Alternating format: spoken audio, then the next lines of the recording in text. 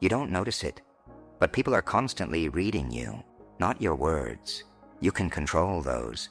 I'm talking about the small things you don't even think about, the way you pause before answering, the way your eyes move when someone says something unexpected, the tone you use without realizing it.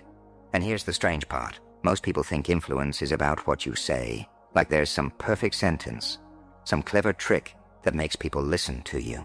But that's not how it works. In reality, people decide how they feel about you long before you finish your first sentence. I started noticing this in small moments. Sometimes I'd say the right thing, but it still felt off, like the other person wasn't really buying it. And other times I'd barely say anything at all, and yet they'd agree, trust me, even open up more than expected. That difference? It wasn't logic. It was something quieter. Your brain is constantly sending signals, and other people are picking them up without even realizing it. Micro-expressions, subtle shifts in tone, the energy you bring into a conversation, it all adds up. And the scary part is, you're doing this all the time, whether you're aware of it or not. So no, you don't need to control people, but you should understand how you're already influencing them without even trying. Here's where it gets uncomfortable.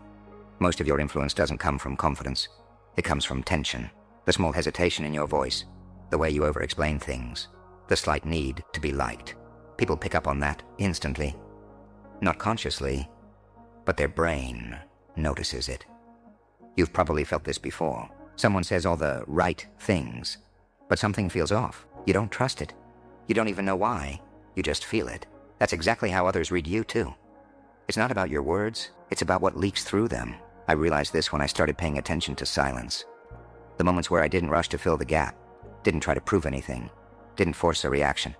And weirdly, that's when people leaned in more. They listened more carefully. They took what I said more seriously, because when you're not trying to convince someone, you don't look like you need anything from them, and that changes everything. Most people talk to gain approval, but the moment you stop needing that, your presence feels different, calmer, more grounded, harder to ignore, and without saying much, you start influencing the entire conversation. And here's the part no one tells you. The less you try to control the conversation, the more control you actually have. It sounds backwards, but it's real. The moment you stop chasing a reaction, people start giving you one. I tested this in simple situations. Instead of rushing to respond, I'd pause for a second longer than usual. Not awkward, just enough to show I wasn't reacting on impulse. And suddenly, the dynamic shifted. People paid more attention. They waited. They filled the silence themselves. It's strange how silence works like that. Most people are uncomfortable with it, so they try to escape it. But if you can sit in it without forcing anything, you create pressure without saying a word. And that's what influence really looks like.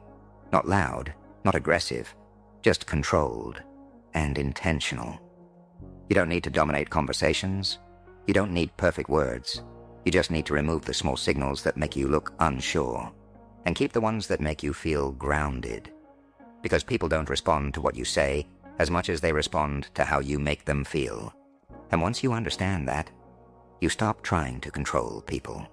You simply become someone they naturally listen to.